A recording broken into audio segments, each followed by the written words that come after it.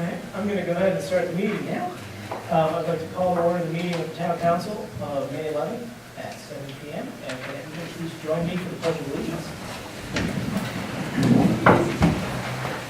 I pledge allegiance to the flag of the United States of America and to the republic for which it stands, one nation, under God, indivisible, with liberty and justice for all.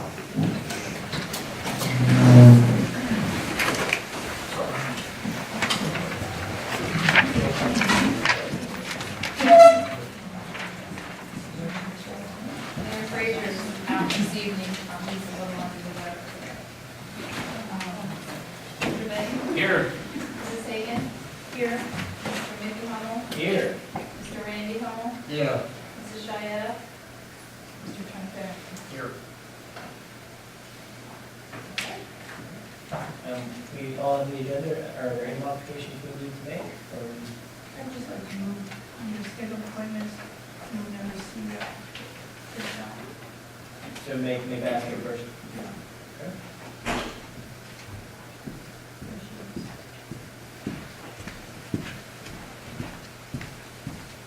Move to approve the agenda. Sorry. All right, all in favor? Aye. Who seconded that? I just moved C. Scheduled appointments.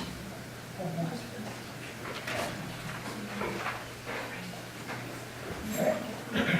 Next on the approval of minutes. Let's see, can I have a motion to approve the minutes for the April 13th Town Council meeting? So moved. Second. All in favor? Aye. All right. Can I have a motion to approve the minutes of the May 4th work session? So moved. All in favor? Aye. Passes. And now we're down to the appointments. Move nice and fast. Okay, the noise at the House and Garden Club.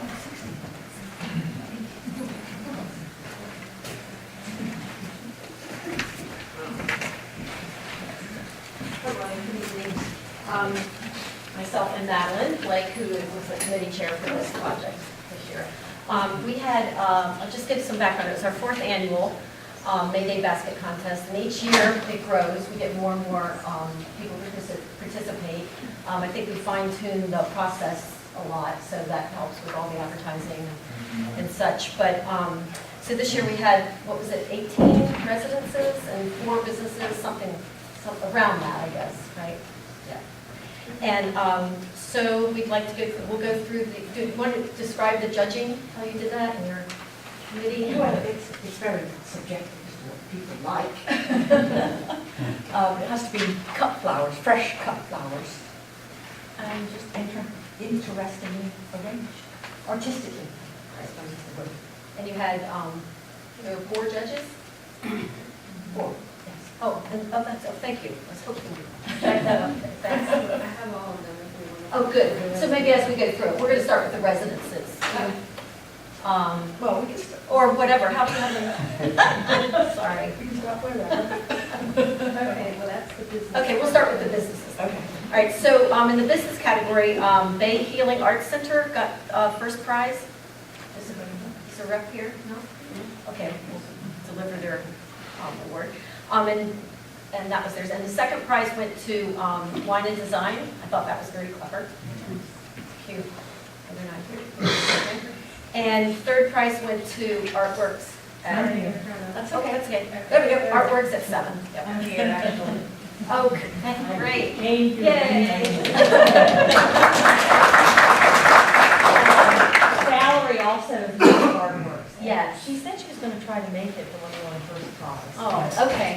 So we can, maybe she'll come in. If not, we could give you I give you her. 2? You could, I could leave it at the gallery, which would be easier for you, it's no problem. Wait, yeah, if you don't mind that. Great.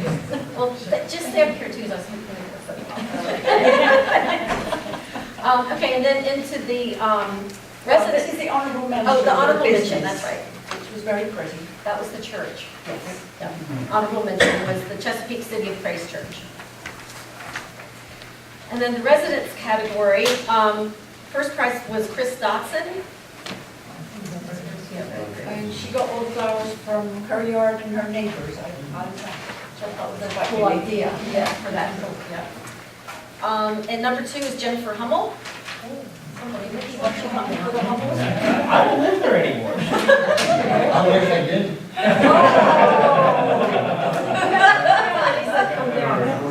One Hummel, please come down and accept the award, please. No. It's your house. You're old enough to be, get down there. Thank you, all right, thank you, Yeah. Stacy. And number 3 was Sharon Francis and Tommy Goucher. Yeah, very cute. And honorable mention went to the 3rd Street Cottages. And you want to, there were 6 cottages and they all had a similar theme, which sort of matched the church on the corner as well. they submitted it collectively, So it was which I quite thought was unique. a cute idea. Good idea. Yeah, very cute idea, yeah. I hope they'll do it. Yeah, they're gonna do it. So we'll get the winners their prizes, but thanks again to everyone that, well, thank you that's here, everyone that participated. It's always fun to see it, and, you know, I got some feedback through our website, I mean, our email, that people that enjoy at least looking at them, you know, they like that we do that, so hopefully we'll continue it, and more people will do it. That's why my life's gonna stay. Yeah. Good shit. What's that? Yeah, your You lives. would do. Right, exactly, exactly. No, I had to get my picture taken for this last year. She had shown the leaders. Okay, well, Nancy Baker. is it good news? Nice to meet you too. Okay, and you're the garden people? Yes. I should have been, I followed you in. I know.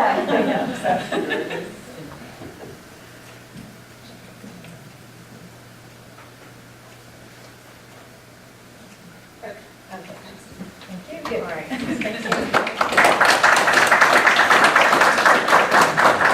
you. Next scheduled appointment is Wendy Rader, our FY18 bond. Good evening, nice to be here again. Back in April, you all passed ordinance number 17-04, which authorized the town to issue up to 1.1 million of general obligation bonds to finance components of the streetscape project. You also passed ordinance number 17-05, which authorized the town to issue general obligation refunding bonds to refund, which is what you do to refinance, your outstanding public improvements refunding bond of 2011. Working with the town's financial advisor Davenport and Company and town treasurer Joanne Hunt, Davenport put together a solicitation asking local and regional banks to submit proposals to purchase one tax-exempt bond to finance certain components of the streetscape project and to refinance the 2011 bond, and another taxable general obligation bond to finance the beach dredging, seawall repairs, and pier pavilion components of the streetscape project.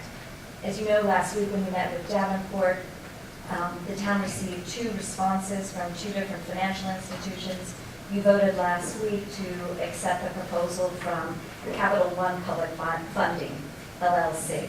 So the resolution before you this evening authorizes a bond which we've designated Series 2017A in a maximum principal amount of $275,000, although based on current projections from Davenport, we think that bond will be issued in the principal amount of $263,813 or less. And the taxable bond, which is designated 2017, or excuse me, the tax exempt bond, which is designated 2017B, will be issued in the amount of $785,777 or less. Last week, Davenport discussed with you the fact that the refunding component has been dropped because the proposals received did not generate significant interest cost savings in order to refinance that 2011 bond. So we're leaving that outstanding for the time being, but the authorization to refinance that bond remains in place so that if market conditions are favorable in the future, you can refinance at that time. The taxable bond will bear an interest rate of 3.95%. The tax exempt bond will bear an interest rate of 2.74%. The town will make semi-annual principal and interest installments on each bond beginning January 1, 2018. The taxable A bond will mature on January 1, 2024, and the tax-exempt B bond will mature on January 1, 2027. The A bond is subject to prepayment in whole only, and any scheduled semi-annual payment date beginning January 1, 2020.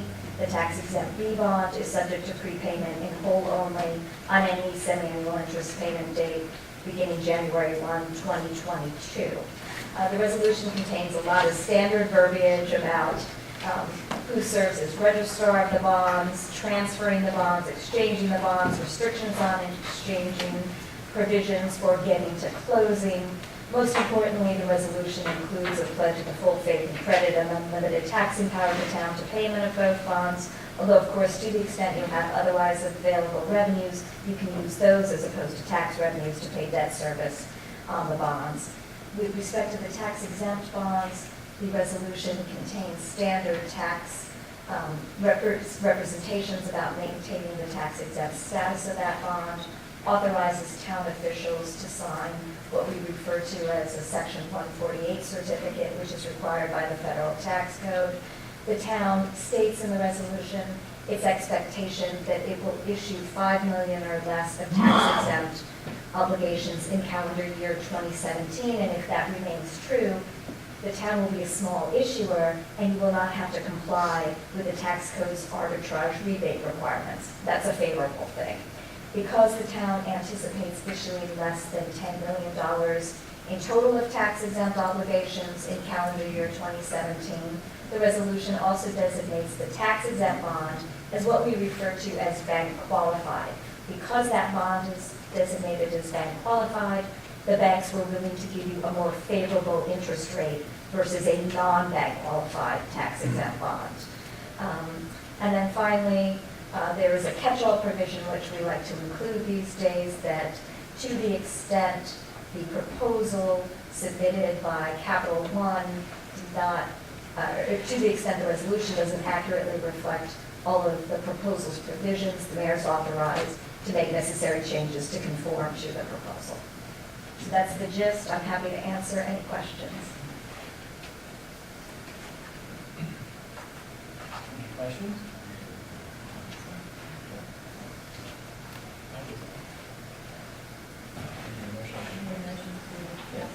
A motion to pass resolution number 1705. So moved. Is there a second? Second.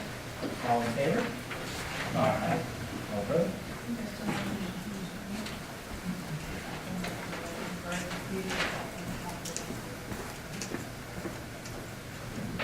in favor? Aye. Thank you. Nice to see you. Ellen, would you like to do that? Thank you, everyone. I'd like to introduce to you now Mr. Paul Woodburn, and he's here tonight. And the mayor was requesting to be here tonight, but what we're looking for, the mayor is requesting the council approve in June to sign a contract with Mr. Woodburn for professional engineering services. And I'll give him a few minutes to say about himself. But many of y'all might know Paul. He currently is a town engineer for Chesapeake Beach. Works for Bid Valley Associates, lives in the county, and I'll let you fill in the blanks. Thank you for letting me come tonight, and good evening.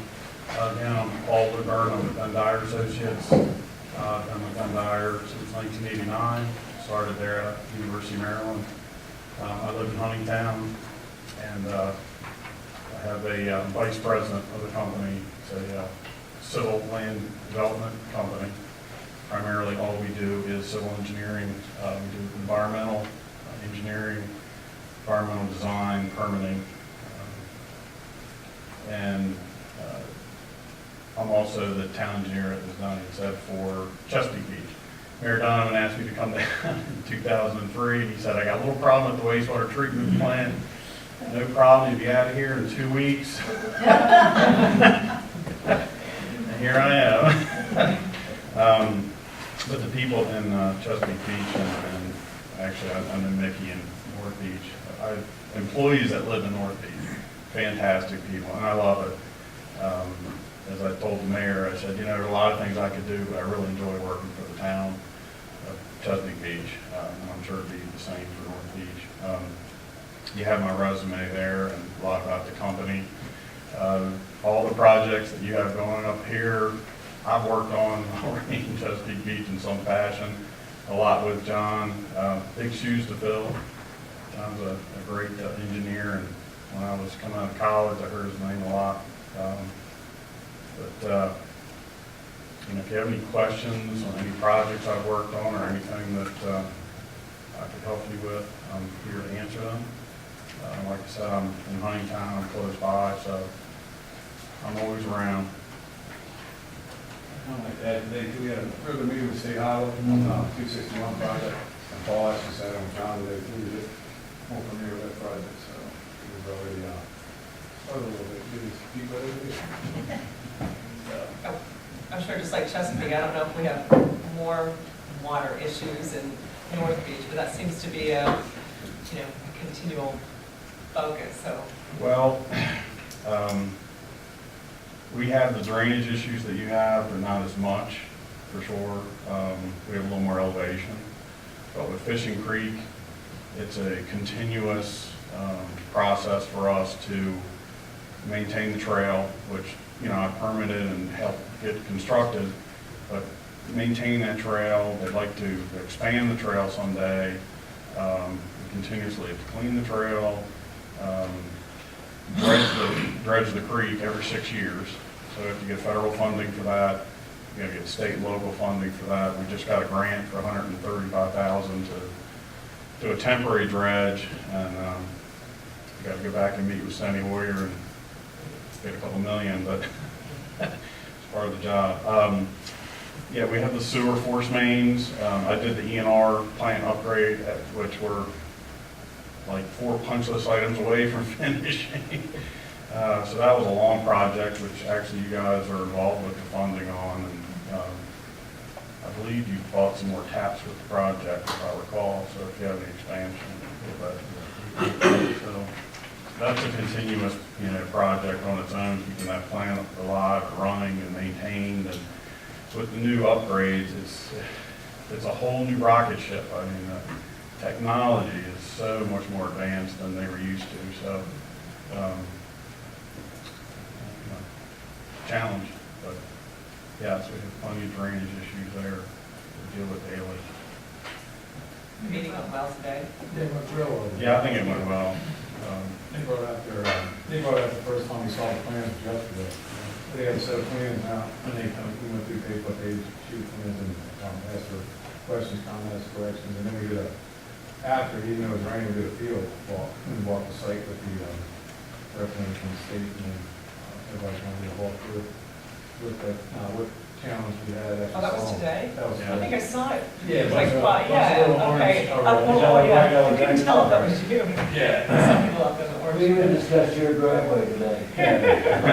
Well, that's But I think Paul even mentioned, due to some experiences he's had with state work in Chesapeake Beach, is when they change the grade of the road, the people have driveways to tie in, like yours does. Right. And there's really a question whether the state thought that out long enough.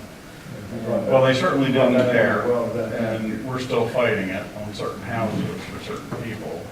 When the state and their contractors leave, they don't want to come back, so it's Right. a challenge. So you guys were on it Yeah. today. Yeah. You can see it today, and that's a lot of challenges, like one didn't include in the contract instead of after. Yeah, you don't want to do that retroactively. Right. Thank you. That, I mean, you think it Well, would be obvious. I've known Paul for 100 more years than he wants to admit. Yeah. But he's an excellent civil engineer, and he'll serve you well. You select him as your town engineer. Thank you. Any other questions? You're just well aware of our farm situation. I looked at today. Right. It's beautiful. Very nice. Thank you. Thank you. Thank you so much. Next up, public safety report.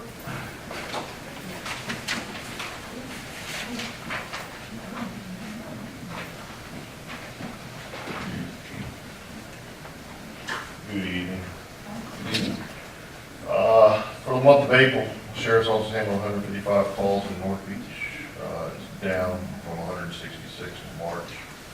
April 2016, we had 193 calls. The call breakdown was 78 calls were self-initiated, 77 received by other means. Of those calls, we had one burglary. It was a vacant residence. I believe that people were entering the house, breaking like the door locks or to use CDS. One protective order violation arrest, 2 heroin overdoses, and 1 DUI arrest. The heroin overdoses were in confirmed records. Both of them? Both of them. Yeah. Is that you both of heroin overdoses? What did you ask me? If both of the overdoses were in the same spot. For, not in the same spot. There was Same, pros yeah. and burnovers, Same. yes. Yeah.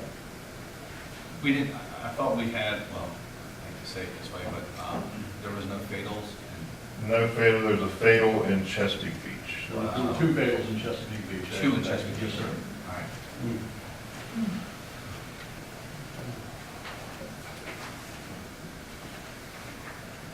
Any questions? Was that down? Where's, yeah, it was the previous, I think For the year, we've That's been kind of high. 4. 2 and 1, Yeah. There was a bad, there is, well, was, I don't know if you saw that, the bad batch going around, there was an increase overall for the month. It comes and goes, I mean, a bad batch gets out, and, yeah. So, They started cutting the heroin with a more potent brand of fentanyl called Farfentanyl. It's basically elephant tranquilizer. And so as a result, we've seen an increase countywide and statewide. Is that the drug, I saw sort of a documentary news piece about something where there's concern for like law enforcement even? I mean, there's a drug that you get on your skin that permeates, you know, and...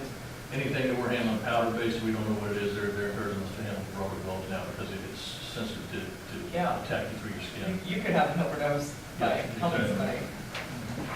But have you seen that drug? we've had it here? down here. What's that? Have you seen that drug that's permeates the skin that's so strong here? I don't know that we've seen it. A lot of times we don't really realize what it is until we, in the case of a fatal, where we send them to the medical examiner and it's diagnosed through an autopsy. So, but the fentanyl has definitely been here, and the carfentanyl is several thousand times more potent than the fentanyl. Glad you're going to say it too. Thank you. Thank you. Thank you. Now we're on to scheduled reports. Joanne is out tonight. Treasurer's report, the reporting period is March 1st through March 31st. The beginning balance is $671,255. Total debits for the month is $405,559. Total credits, $327,254. The ending balance of March 31st is $749,560. Investments in NLGIP, $3,990,000. Same period last year was $2,796,000. You see the cash receipts over $7,500, cash disbursements over $7,500. If you have any questions, get on with you.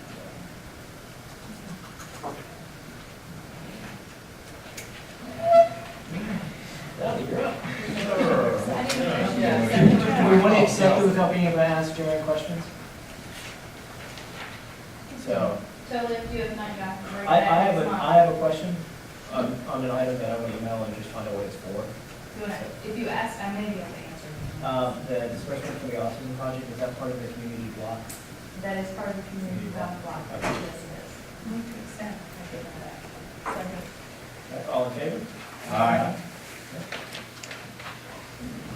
Hello, everyone again. I'd like to give y'all an update on the current major projects we have going on in Public Works and airport areas of town. I'm sure everyone's seen the update on the streetscape project. The hardscape portion of the project's been completed. All the pavings and all the tree islands and sidewalks been completed.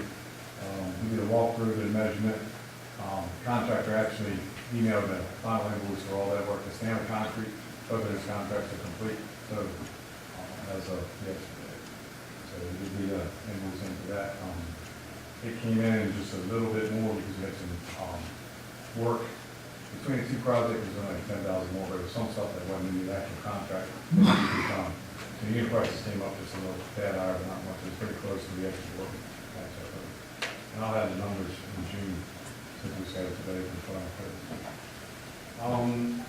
we are waiting on the electric contract to be installed. The islands haven't been filled yet. People ask some questions, but they haven't been filled yet because we're waiting for KMH Electric to install conduits in the tree wells. We talked about their out lights in there. We want to wait for the puts in them. He was trying to bore. He didn't have very much success. He bought a new piece of equipment. It's getting shipped here. He should have it today. And he's going to bore actually from island to island, install that conduit. Then we'll go ahead and backfill with the material for the tree plant.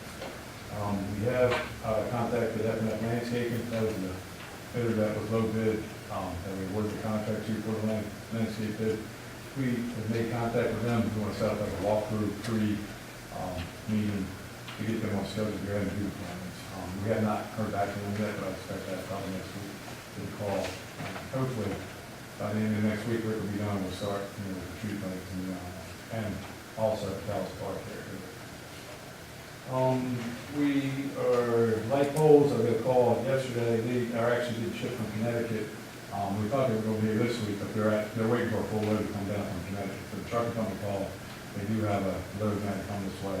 So we're expecting to get the poles and the bases in next week. We are planning on going ahead and install the poles now. We can put a concrete base to get the poles in anyway. And the lights, basically, when they were the first store factory approved that last meeting. So they're on order. We're expecting maybe 6 weeks. Instead of 8 weeks, I hope they'll be close to 6 weeks for lights. Chestnut Avenue Road project, that's complete. No flooding tonight, as Jane mentioned, so we didn't really get that heavy downpour, but at least we got a little test tonight. That project's been completed. Only minor item is the striping for parallel parking. We haven't completed that yet. We're gonna wait a little while and get a full contract and the whole thing, maybe get a good cleaning done, and then sometime people more like gonna have that stripe for parallel parking. The fence crew was out. They came out. They started on the fence. I don't know if anyone noticed them about tonight, but they already finished the fence on the pump station here. Thought it really looked good. It turned out it's a nice wood grain looking vinyl. Public Works crew, we did the wall there at the entrance to College Park. We did a landscape seating wall. We finished that up. We're waiting. The contractor was supposed to do the sidewalk going into the park through the entrance and also the pad so we can move that pavilion last weekend, but with the rain on Friday, we kind of canceled out. They trying to squeeze it in a weekend type job. And last weekend, this weekend, it's rain again. So, but we will have the sidewalk entrance done into the park as soon as weather permits.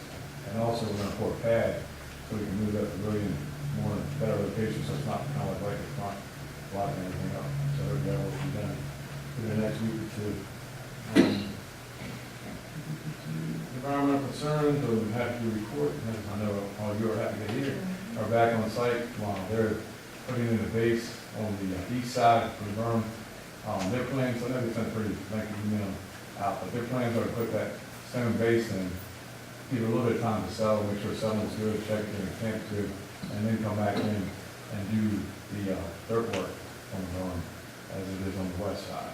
So hopefully within, I'd say 3 weeks, that project will be close to wrapping up with the berm portion anyway. And then we're going to look at the grading. John started on the plan. I'm sure Paul will be involved. But we're starting on a plan to get the drainage from behind the berm to 9th Street. And we're looking at possible ways to do it, and we're heading to piping it, put some inlets and structures, we're in a place where we need to be, and get the main flow over to 9th Street there. And that was brought up today at the 261 meeting. We'll also keep that in mind for the water coming off the road there. We're going to have to also plan for that a little bit when we do our grading in that area. That's coming up also, fortunately, in the same area. So that's got a little bit more water to go there. And they're thinking about that too? Yeah, they in are. terms of- Yeah, we walked today and they're thinking about that. They're have concerns about sloping the road, which way sheeting it to try to make it spread out more. Actually, all forward, come down the east side there instead of on the west side. you know, it comes down the east side now, right along the edge of the road, they're trying to Right. make that grade, kind of even that out through the sheets across. But they are aware and they're looking, you know, at the options for that, so. Hope that we addressed. Small minor things, we assisted landscape contractor in cutting the beds, we had a couple leaks to fix in there, but we did have to put two dump truck loads of soil in these beds to bring back up to grade, so it's, but the beds I thought looked really good, so have to, on the way to American Blue. And thanks for everybody who came out to that plant, that's a big help for us.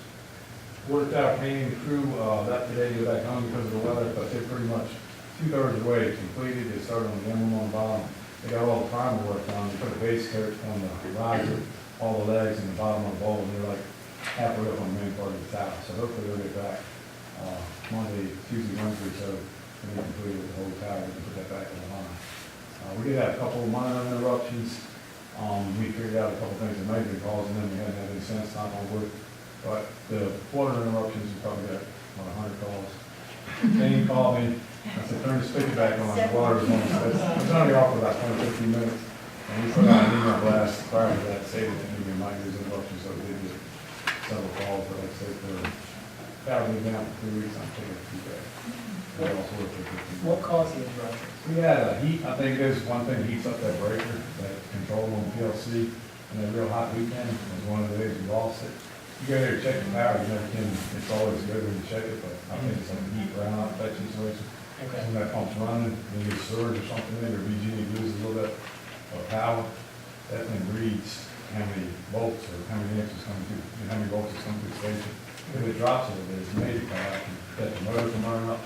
I think it's, set right at the minute, so it's cutting out too quick. Okay. Or it's protecting the motor, so it's supposed to, BG might be losing a little bit of power, but every time we go there to check the power, it's always using low voltage, so it's kind of that. So, it only happened when the hot day when it's hot, and also we had a lot of wind at one day, something the wind could have, the lines are fused loose or some loose connection maybe, twice, and then now it's cooled back down where we've had losses, so it's kind of all the problem with trouble. So, Yeah, and I know, I got a few emails from people in San Francisco, and it seemed like they were, like, I still had it at my house, right. but they had lost it, so. That's that quick on there, you're sitting there, what are you doing? What are you watching, what? Okay. That's a pretty quick response, and Jane called me about her time. She called, we talked for a couple minutes, and then I told her to check her sticker was back on, so. Yeah, my neighbor called me. We also, they want to get down, we never requested, we got to think stop bars at all, because we have a problem with stop signs, people want stop signs, so we highlight the stop signs to make sure, somebody out of town where it might not know. We're going through town, take stop bars at all locations, not just on the main drags. Second, third, business streets, and we start doing, every stop sign in town, so we're about 90% complete with that. We also started retaining, we had the painting of the seawall at Atlantic Avenue there. We replaced the 8 sections. That brought on a little bit of contest with color, so we had some residents pick out a color they favored, so now we're painting the whole seawall that color. So we started on that. What's the reason for that? Yeah. I think that was better. It does. It's a dark gray. Yeah, it's a darker gray. Is it the darkest Maybe not the Darkest one on darkest. there, I think. Was it the very darkest one? Okay. It's really, yeah, it's really good. So whether, we're going to have 700 more people, yeah. That's weather permitting, project on downtown project. So we'll keep working on that, and like I said, we have the progress meeting today. I thought it was really good, not too soon, so. We have another meeting scheduled the 25th of this month, and that's for utilities. I'll handle it like BG&E, water line, Antelope County, Sports Main. So all the utility any utility that's involved in the 261 rating, it's meeting on the 25th in Annapolis, it's scheduled for this. So we're moving along at a pretty good pace. I forgot, Paul, do you remember, John, you remember, notice the awards are, it's in 2019. Oh, the notice proceed for construction is 2020. 2020 for construction, but you notice the bid out's like 2019. Right. Yeah. So is the funding, I can't remember, is the funding fully there? I mean, is They this a definite? tell us, they $7 say million. that they have You said appropriated yes. $7 million for construction. That's their budget. They don't say it's funded, they did say it's funded. They just funded $250,000 for design and 7 million, I think 7 million for construction. Somebody asked a question today whether there was enough money to do utility relocation. Of course, they don't know what kind of utility relocations they're gonna need until they have more input from the utilities, which starts this month. There's still some things could happen in the design process that could cause some concern with the budget. One, they haven't done any test borings yet to see what the soils are, so when they build the bridge, whether, they have enough money in there for foundation. There's It's gonna be more like a bridge, not just, it's not gonna be Yeah, raised it's in a like, road. yeah, It's not like, like 40 feet wide. it's gonna be like a whole new thing. Yeah, It's gonna be a whole new, And then also with that, Anne Arundel County has that Forest main line that comes over from their pump station from Rosehaven area. And with that bridge, like John was saying, we have to go deep, hold the weight of the bridge. That might have to be relocated, we're hoping not, but things like that might pop up where it could be, why wouldn't they just, I don't wanna get into this time right now, but just really quickly, like, why wouldn't they just raise it up like we did on Chesapeake? Well, they're gonna raise it up if they worry about the weight, like for the new structure to hold the wood. That's gonna be one of the biggest. Well, they also, non-consuming. if they build the road off and they put more asphalt on the road, they've also got to make sure they're not going to induce any settlement. And they'll do what we call geotechnical studies with their test borings. They'll determine all that before the bid. And I'm just saying, there's probably going to be more discussions on about their budget and how much is really available to construct. There'll probably be more discussions on that as we get closer to bid day. But they did say 7 million is already, and 250,000 and even at the detour plan today, so I mean, they got a pretty good start with the set of plans, big set of plans working on that. One other question, over at the Sunrise, you and I talked about it before, there's that, I don't know what it's called, beaver. Yeah, right. The Bird tracks. The bird, I mean, I assume it's still needed, correct? I'm not a big What? one to ask about that. Okay, well, I mean, we count the koi fish, the same amount of koi as in there. Like Andy said, 1 or 2 have been speared by right. hand, but then we've added more, so. But have they- that does keep them away. If it keeps them away, but somebody keeps unplugging it, so I don't know if you can put a. Well, I know with me, it gives me a migraine from like a block away. Okay. So, because I can hear it. Right. So, and I know there are other younger people who said like, what the heck is that? You need to get older. So, yeah, you get all The their water work fund staff, on Richard staff takes that park all trash, but once it does, so I can ask him, he had it. I'm just saying, if it's not needed, great, if it's needed, then we need to do something to keep it. I'm not sure. So we have plugging it. Mark, who works for me, he saw Osprey die while the thing was on and did fish and then, but it does keep maybe it was. annoying type birds out of the gazebo, but Right. whether. Just want to pass it along. Wires across mine, Yeah. so that they don't I come mean, into I would my like to be able to field. time, so I don't all the time. Basically, We'll train the birds on their way. Because honestly, I don't walk Keep it out on the happy. boardwalk, yeah, I don't walk out on the boardwalk I out think across. it's nature's balance, he puts some in and he takes some out. Yeah. that's As long fine. as we keep a balance there, I think we're good. We'll keep the old ospreys in. Yeah. The young ospreys, I should say. As long as they take the little fish, not the big favorite fish. Don, the trees that are going in the tree wells, we are going to be sure that they're tall enough so people can sit around them. That was designed by Green Street, and they've been here like they were here for several, meetings with CPH and also John and myself. And we emphasize that, you need trees that you can see under, see around, because the intersections are like now, to see through. So they designed what we put out to bid, and, didn't know that, because we didn't, I didn't know, they were type trees that we had. So we went to their expertise and, did all that. Just so they're tall enough. Right. That's what for sure, because it's hard enough to see now without. Yeah. Low growing straws, I think it's, mostly like maybe 1 tree in each tree well, and then most of them are real short shrubs that won't get over like 15 inches tall is what, I kind of put in the plans. And then also 6 foot minimum before the canopy starts. And we picked out kind of like a cedar tree, straight up to instead of branching out tree, because we don't have a lot of room, even though we have tree wells there, for a tree to branch out and cover, because of the sidewalks are down there. But that's the criteria we use to pick out trees, so hopefully we have that. Was there any other discussion about the work zone across the street? Yes, it was. I'm glad you and also Councilman Benton brought that up, and I called John, talked to him about it, and I also talked to Liz, who's the manager now over there at the project, and we were gonna meet with her Monday and talk to the mayor also. He said, whatever we do, we can put it on the road zone, or we can, might be a good idea today. We looked at the side there that has a ramp, but it's a long way to the door. Yeah, when that was designed, that was meant to. And I think that's where the loading ramp should be, because it's off the street, but I don't want to upset the people that was kind of, what we were trying to do there, when the engineer came out, first CPH, design engineer, is people were pulling right in the crosswalk. So if you have an elderly person in the crosswalk, they had the loading ramp kind of right as you pull right into it, you know what I mean? So that was not a good scenario either.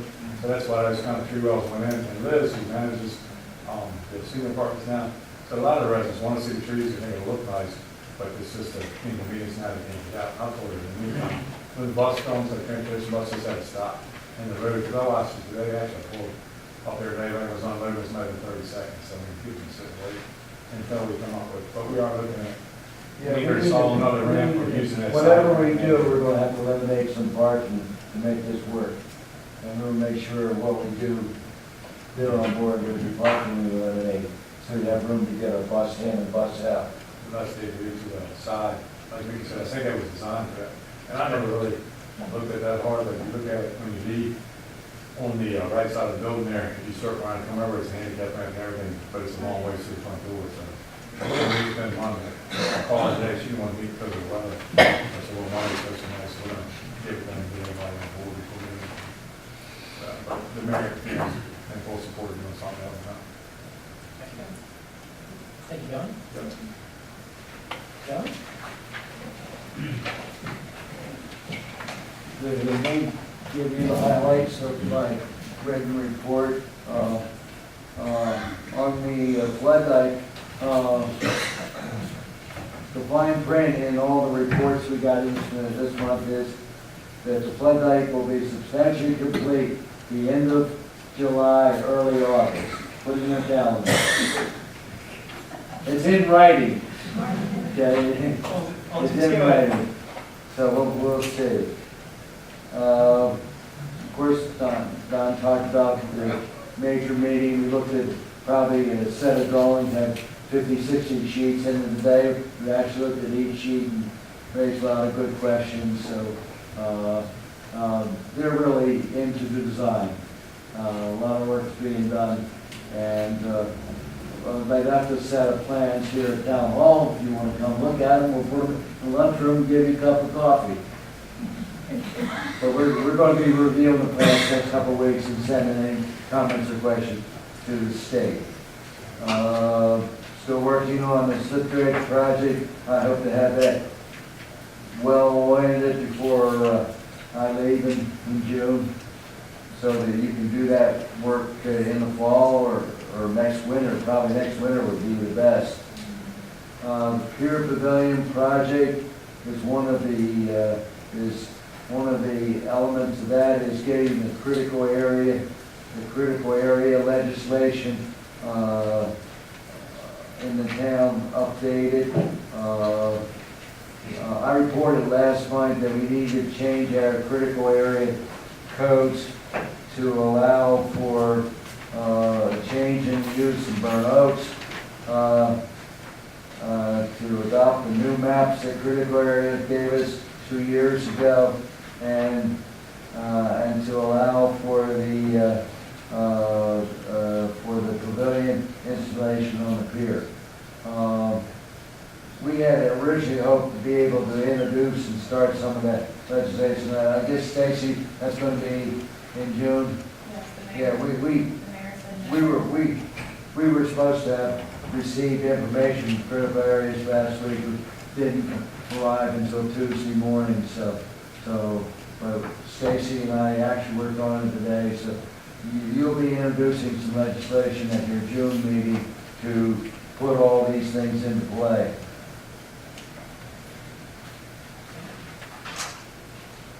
Any questions for John? Thank you, John. Thanks. You're welcome. Rick?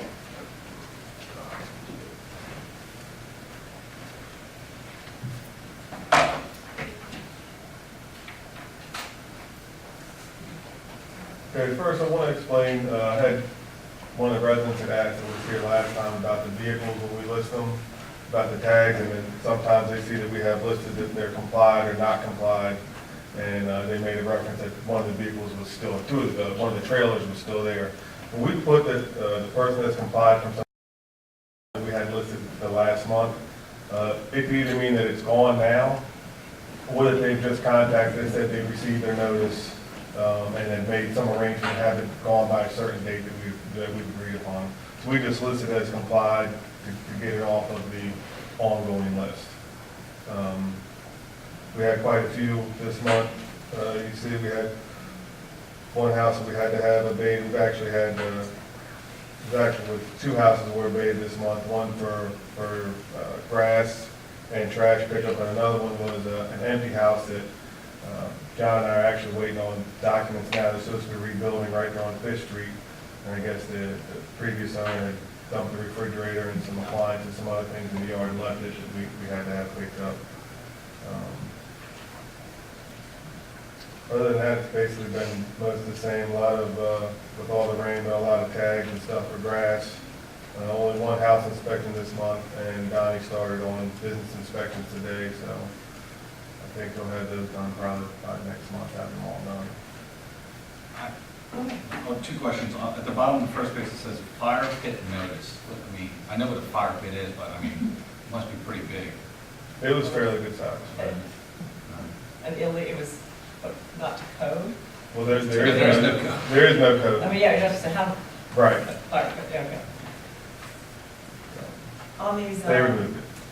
the two you have bank contacted house, Those houses are empty, they've been foreclosed on, they had trash, grass issues. So we've been in contact with the bank's company that comes out and cleans or does what they're supposed to do to keep the house up to date. do you know how many houses we have that are sort of abandoned or in foreclosure?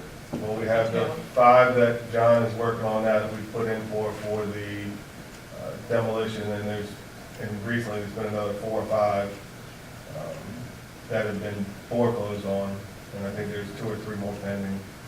So we have 5 that John Shea's working on for demolition, Correct. and then Probably another 5 that are bank owned right now. nobody in them. Nobody in them, but being kept up. They're being kept They're up, they're being going kept through the up. foreclosure process, and they're not just abandoned properties, they're foreclosed properties that the bank will now clean up and prepare whatever needs repaired and then put back on the market. Right, but we have 5 that are not being maintained. Correct. That are gonna be. But the other 5. They're not in bankruptcy, they're still owned by someone. Right, but they're just not being maintained. They're not being maintained, nobody lives in them, they've been abandoned and been that way for well over a year or 2. Do you know how Some close longer. we are to? I haven't talked to John this week. And then what were the other ones? There's like 2 or 3 left that are, Pending foreclosure now. It doesn't mean it's going to be abandoned, it's just that. right. No, those houses aren't abandoned, Someone- the bank has possession of the property, I'm so just they're, curious. the abandoned properties is when the house is owned and the people have just walked away from it and has not gone into a foreclosure, nobody's taken possession of it. We had like 5 of those that are just abandoned. We have those that come up a lot, though, I mean, there's a lot of those. I did finish up on the property next to you, they finished making repairs to the house as well, so I don't know if you noticed that or not. Next to mine? Yeah. On, which, oh, yeah. Yeah, the garage has been repaired, the house Oh, has been yeah, I was repaired. gonna say, Rick, it's, So they're pretty much complete at this point. that is the best that place has honestly developed, and, yeah. For sale sign would be nice. Yeah, no, thank you so much for that. I do have another question for the council. Dealing with a potential business that's attempting to open. And I need to get some guidance as to how you want to proceed with businesses that will be entirely outdoors. Or if you want to proceed with them at all.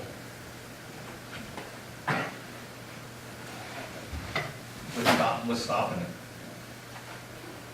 Well, I mean, at this point, there's not much. I mean, if they fix some of the restroom issues or some of the other things, My question is whether the town council wants to have a venue that sells alcohol that is strictly outside. Yeah, it's not addressed anywhere in our code. No. Yeah. Because I don't think anybody, we never got that. And I just list, tavern, which basically covers alcohol-related businesses, so it's, but there's nothing that says, It must be. Well, this is a zoning issue.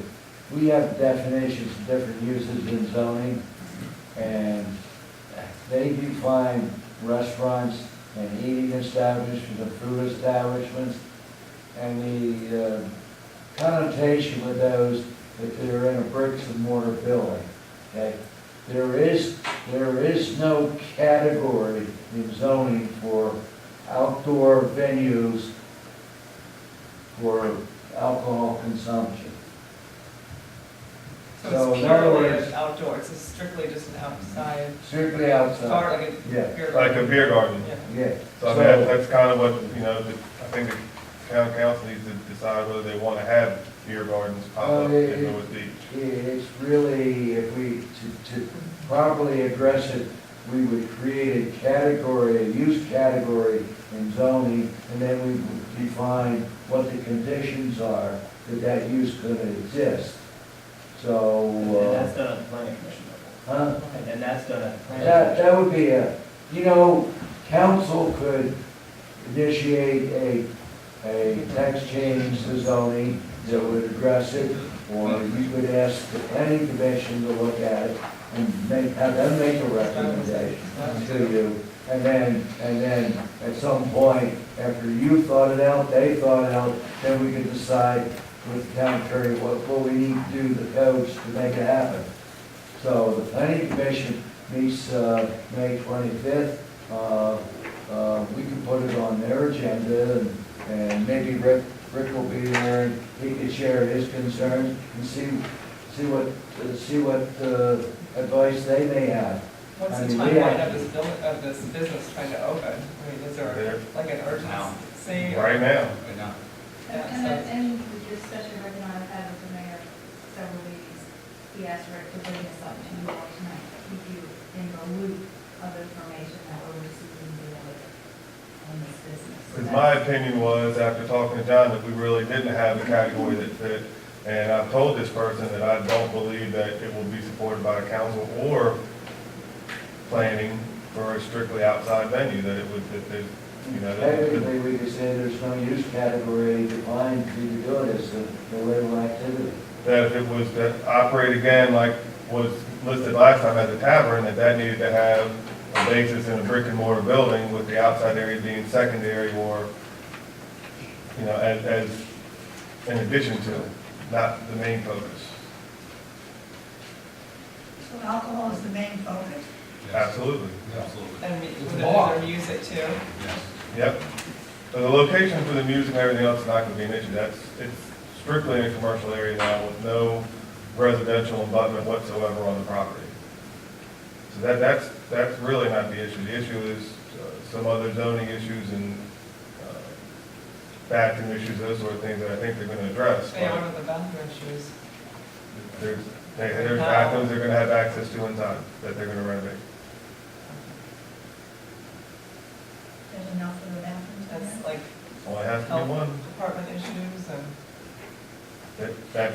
We don't have any control over that. Just like we didn't have control of the health department when it was in another location.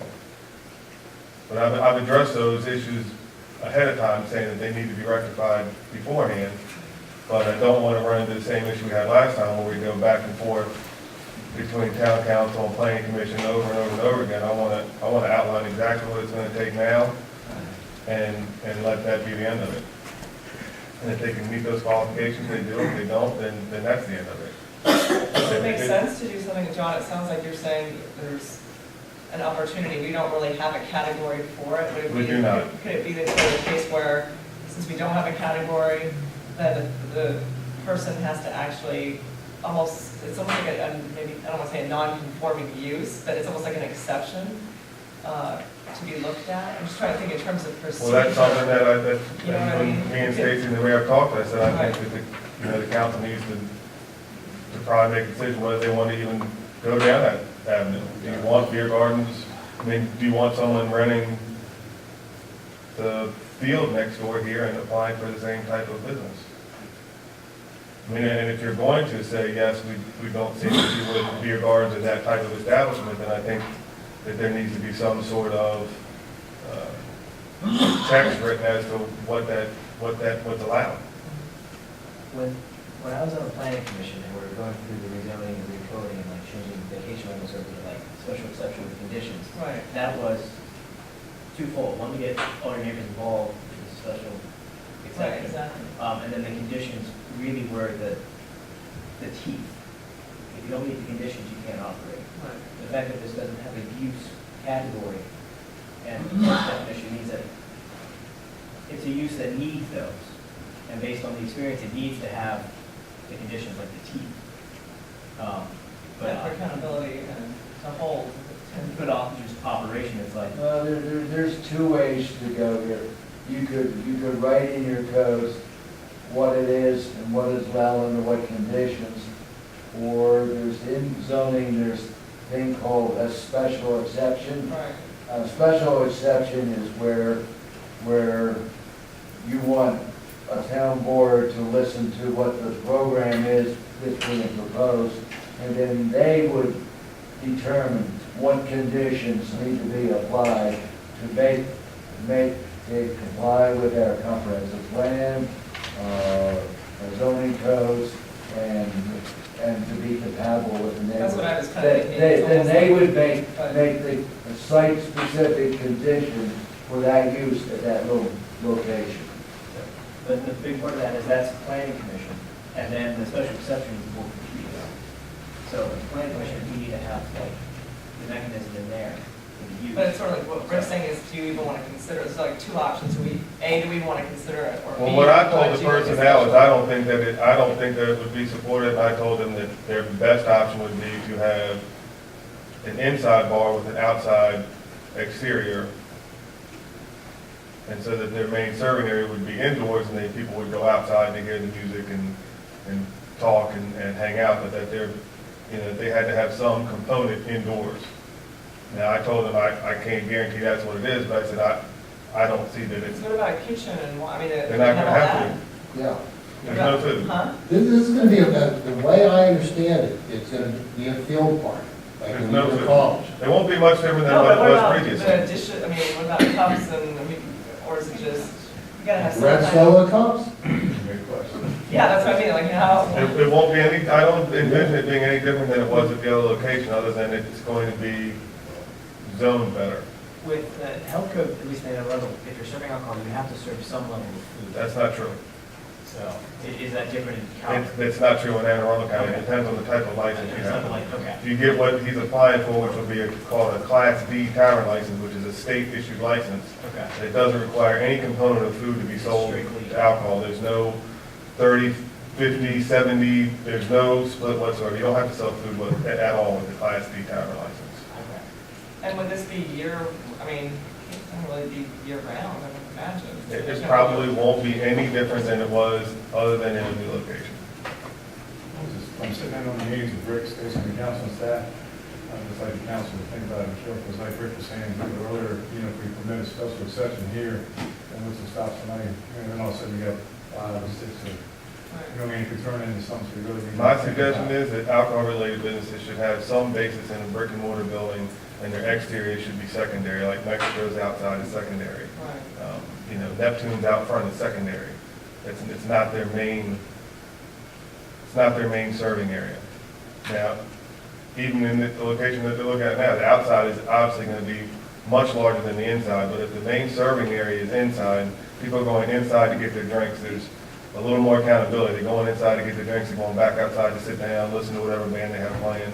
I think that's more sellable to the planning commission than, 10 beer tubs Right, it's in the just field. ice chest with. Right. I just don't want to go down that same path again. So we need to, but I think we need to handle it a little better. We have to send it back to the planning commission, but we need to have it in black and white. It can't be Can't be a maybe. misinterpreted by Can't be a 15, maybe. right, can't be Yeah. in different ways. So I I can tell you now, they are looking at renovating to be able to separate the inside into two different businesses to where they can have an inside functioning bar with access to the inside bathroom that they would renovate. They're also looking at Wait, they building, are looking to do that? because I told them I didn't foresee being able to support it any other way. I said I would, and I told them I would bring it up as well to find out, what needs So to that take is an place. option for them at that So that they have another option. The other thing they're looking at is trying to build 2 permanent bathrooms outside on an old sewer and water that was there on a house previously. The problem is that bill has not been paid for, what was it, 7 years, 8 years? And so I told them they would probably have to have new water and sewer taps, which is, $20,000+. They want to know, can they just pay the arrears that would have been paid had they paid the minimums prior, which is something I can't make a determination on either. And that's Joe Raymond. So, I don't see how we can move forward with something we haven't, Yeah, those are- we don't have anything in place. And it will open up Pandora's box, it has already happened once. So, And we don't have any precedent of right. having this kind of venue. No, we can't do this again. I feel it should go to the planning commission because they are familiar with all of the zoning codes and the comp plan inside and out. Right. For them to make a determination that. well, I can tell you they are in favor of the location. They are in favor of the location. But just, Yes. but they're more, but they, do you know if they support the brick and mortar? You don't know. I think that would take place once the hearing, once that person was scheduled to present their plans again to, Like if we could, when we bounce them, we can say we would like in the town. Can we do that? Huh? Can we just take what we like? Yeah, but we could bounce them and say we would like, when you guys consider this, to have taverns to have a hard inside component. well, I think that could be done with the text amendment on taverns in the zoning now, couldn't it? Couldn't you just say taverns and have a caveat? Yeah, we had that problem last year when we were dealing with the yard. We had that issue. Is it a tavern or is it something else? Or there was some other category that it could have been. And I think we said last year, that's one thing we need to do. We need to go through the table of uses in Article 3 and if we want this kind of thing to happen, we've got to determine what's the use going to be called and what are the conditions. And if it's not, and if we want it to be the brick and mortar, then At least some basis of it, not entirely. I mean, you have a lot of them. You have the Wheel Clothing Stores now serving Right, at exactly. outside. You have, so it, But they have an inside part together. right.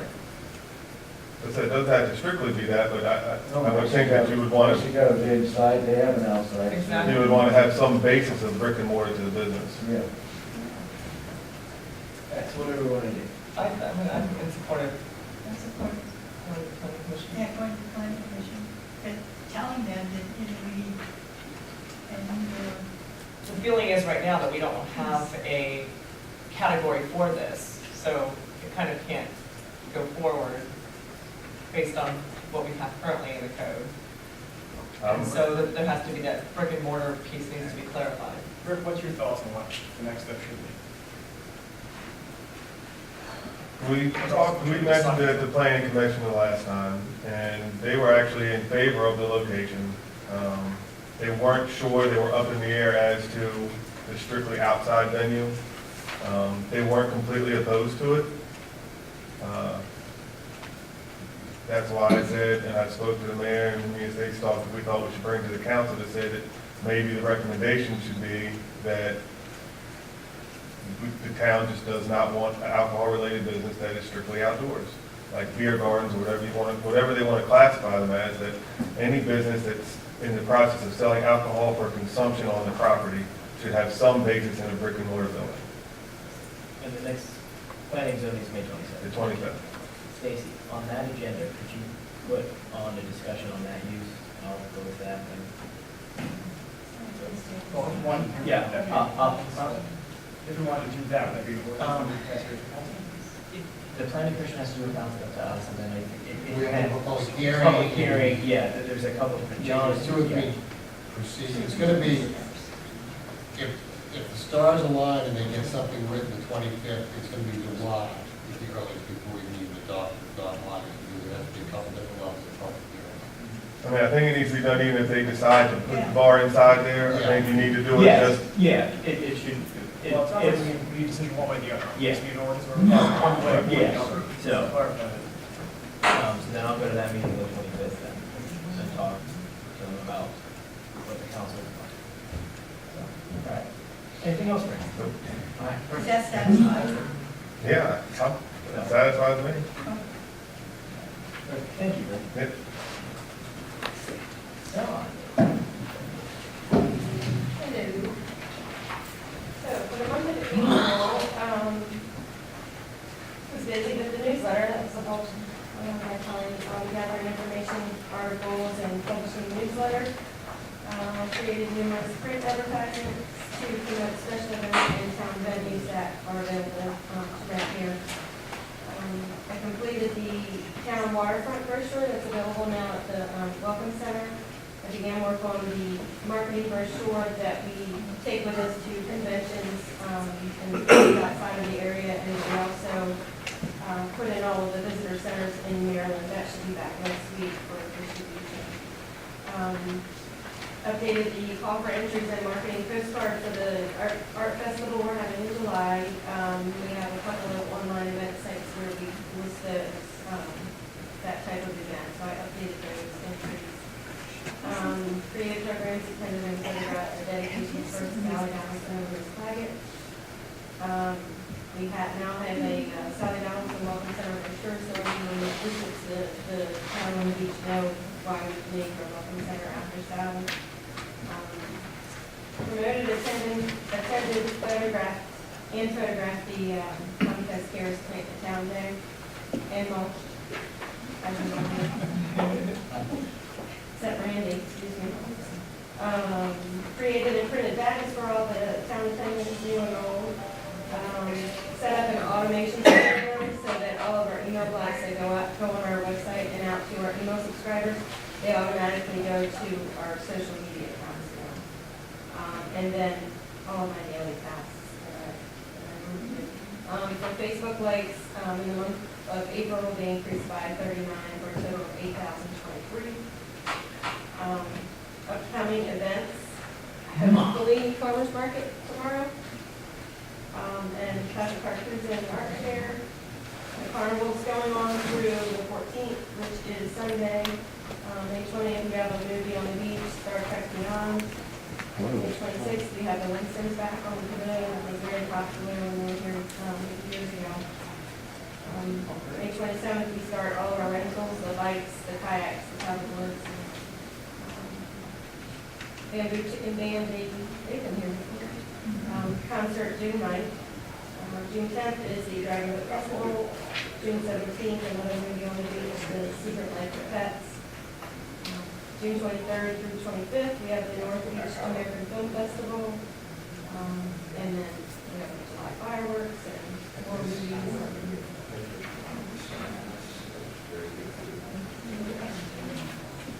I just want to mention that I spoke to Dawn, we talked a couple of times, I'm asking her to look into to see if that new website will send out text messages.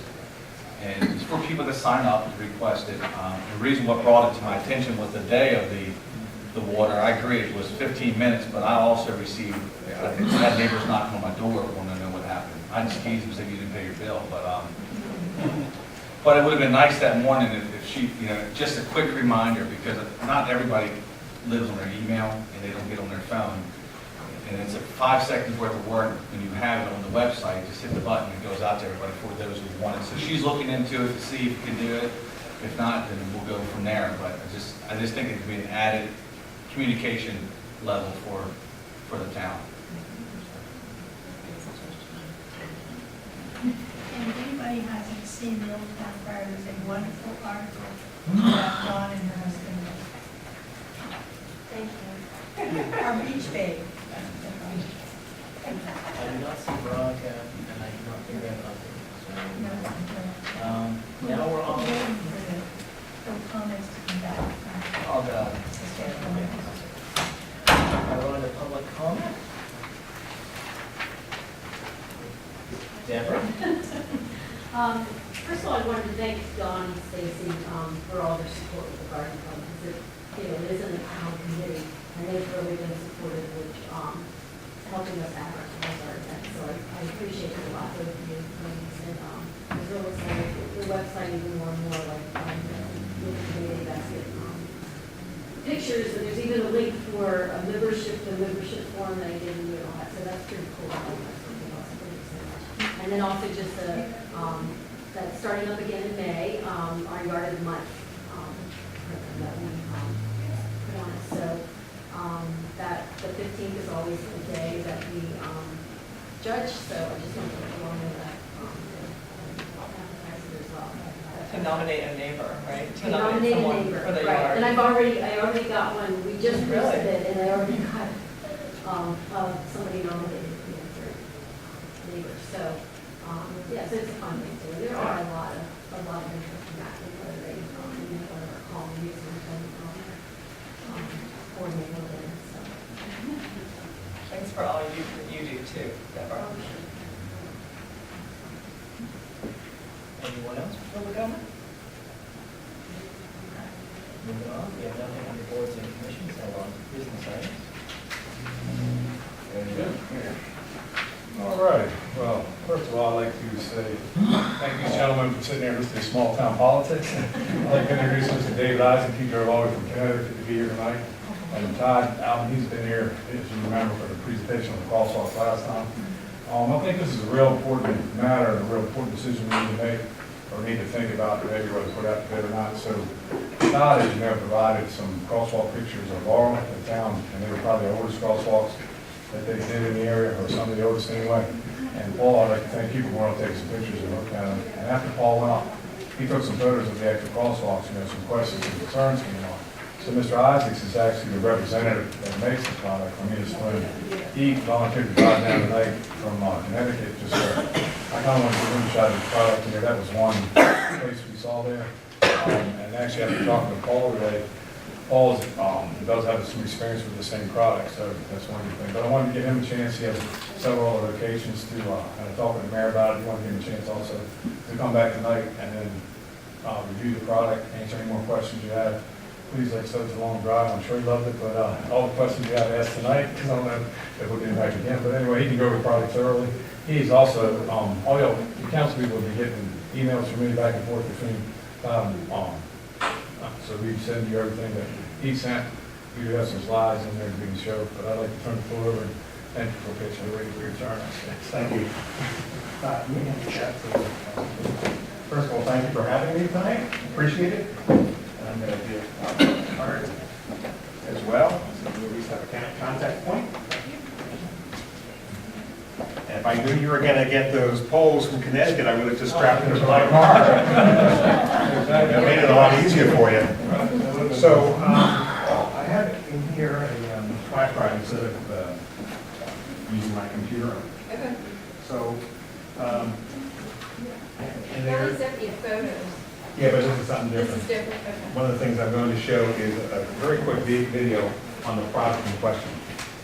So let me talk a little bit about Annis-Lint. We're the largest regulatory safety markings manufacturer in the world. Our material is all American made as far as the trafficscapes, which is what I'm part of, the Specialty Products Division. And all of our material is made in Thomasville, North Carolina. What we're seeing is a tremendous interest in our trafficscapes material, which is a preformed thermoplastic. And there's more and more municipalities and many major cities that are starting to use it. And some of the cities have been using it for many, many years. Cities such as Washington, D.C., Baltimore, Boston, most of the cities in New England. It's used in San Francisco, Tampa, Chicago. So it is used throughout the United States, and we even see instances where the material has been installed overseas. And it has been developed up in Canada. So when the product was developed, it was developed for cold weather climates. Very similar to what we have here, or it can definitely withstand warmer weather as well.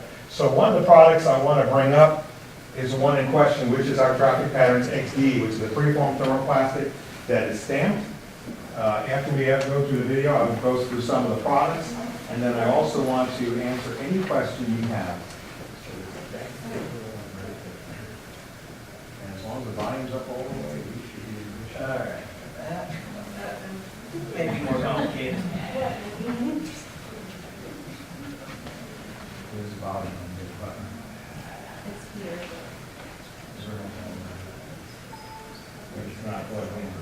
Now it's going to be super loud. Well, maybe, I don't want to have it on that here. If we have to, we'll start the procedure over.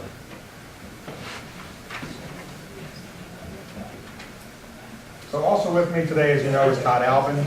Todd is our certified applicator. Todd has done a tremendous number of projects here in the Mid-Atlantic region. He's extremely familiar with the product as well as the other products that we have. The other thing is that we brought up Maryland SHA. Some of our products are definitely approved by Maryland SHA. Some of them are in the process of being separated out and approved, but they have been used on state highways, so it's not an issue whatsoever. I also met with Richard Wilkie and the Materials Group in Baltimore a few months ago, went through the product, and it did not seem to have any issues, especially since this product has been used. One of the things you're going to notice when you see this film is how the product is used, how it's installed, and one of the most important things that I think you're most concerned with is how long is this product going to last? Is it going to last 1 year? Is it going to last 3 years? Is it going to last 10 years? Is it going to last longer? So you'll see the film. I'm also going to bring up several slides of different types of installations and a little story behind all. I will say in the general scheme that this product is designed for durability. And I cannot account about the world, I can only account for the one I'm aware of and the pictures I'll show. But I do know that this product is extremely well received as far as durability. Okay.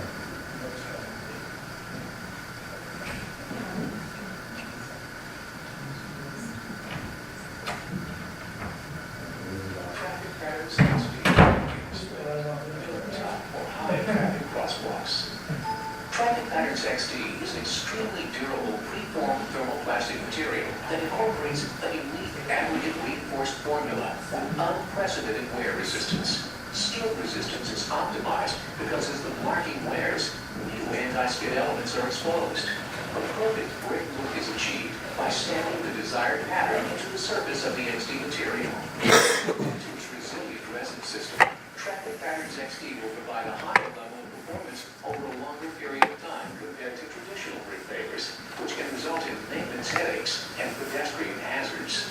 Traffic Patterns XD has an advantage over other hot applied synthetic materials, which may have many uncontrolled variables at time of application.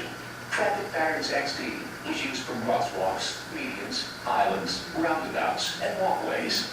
Enhances visibility for pedestrians, motorists, and cyclists on shared roadways. Provides traffic calming effect. Is ADA compliant and not a mobility issue for wheelchair users. Is snowplow friendly and provides optimum wear in adverse conditions.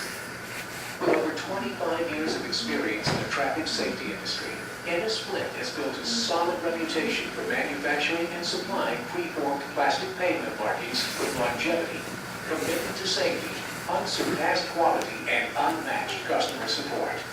Ennis Flint trains and monitors a network of traffic patterns certified applicators, so you can be confident your design intentions will translate to expectations on the job with minimal downtime. Ennis Flint offers standard patterns and 6 most popular colors in XD. Installed and open to traffic in approximately 90 minutes per lane, depending upon design. The simple process is to prepare the surface and position the sheets of material according to layout. Heat the material until molten, and stamp the surface with the patterned grid. Whether you are responsible for the selection, installation, or maintenance of pavement markings, contact Ennis Flint for specifications to include Traffic Patterns XD in your next streetscape design or improvement project. For design ideas and photographs of installations, visit ennisflint.com. Okay, so if you can look, there's a photograph showing Patriot Place. That's why, that little box. Yeah.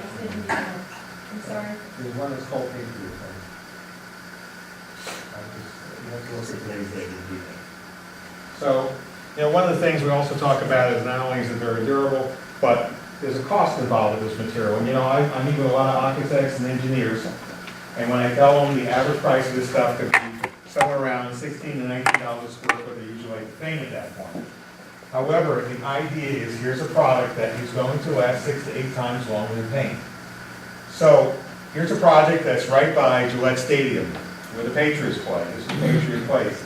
This is a very large shopping area with major intersections. We met with the Robert Kraft Group, and they wanted to just paint every year. And we showed them this XD material, and I'm going to pass this around so you have an idea what it's about. You'll notice it's kind of rough to the surface because it has a mineral aggregate. As it wears, more aggregate comes to the surface. It's anti-skid, which means as it wears, it's going to remain as far as an anti-skid quality. So I had a meeting with the Robert Kraft Group. There was about 8 of them. I met with my installer, and we also had the architect there. And after we went through all the scenarios of why this product makes sense as far as the pricing, they decided that with an expectation of somewhere between 6 and 10 years of usage, using our product was going to be cheaper than using paint. And here's the example. In fact, after my installer put it in, they were so happy with it, they're planning to put more. We were talking about a pretty big outfit that's involved with the Patriots, and here they have major shopping areas where there's a tremendous amount of traffic driving on these particular roadways, and they're very happy with it.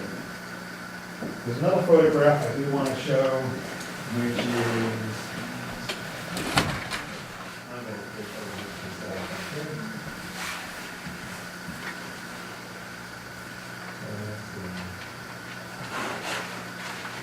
And we also do stuff like that. Now, I'm not saying we would necessarily want something like that in your town, but here's something that Todd did up in Delaware, Maryland, where the town engineer wanted something by their library. They designed it, we made it, and Todd installed it. That kind of product is still going to last somewhere between 6 and 10 years. Another example is one that I have here from Stamford, Connecticut. So it's one of the oldest installations we have in New England. I took the picture last year, and let's see, I know it's here somewhere.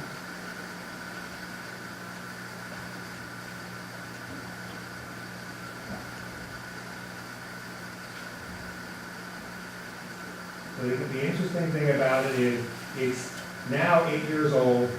I took the picture last year. The amount of traffic that actually goes on that street is right off of Interstate 95. Right by their train station. So I can only tell you that there's a huge amount of traffic, because I can't find the picture. I have a question. Your 6 to 10 year lifespan, that's at an average car count of how many? Well, it's being used in the city of Boston, so the ADT, which is based on per lane, somewhere between 10,000 at ADT. Average traffic, yeah. So that, I mean, that is not going to be an issue for most towns once you get beyond some major cities. Here's one in Framingham, Massachusetts. That's 4 years old.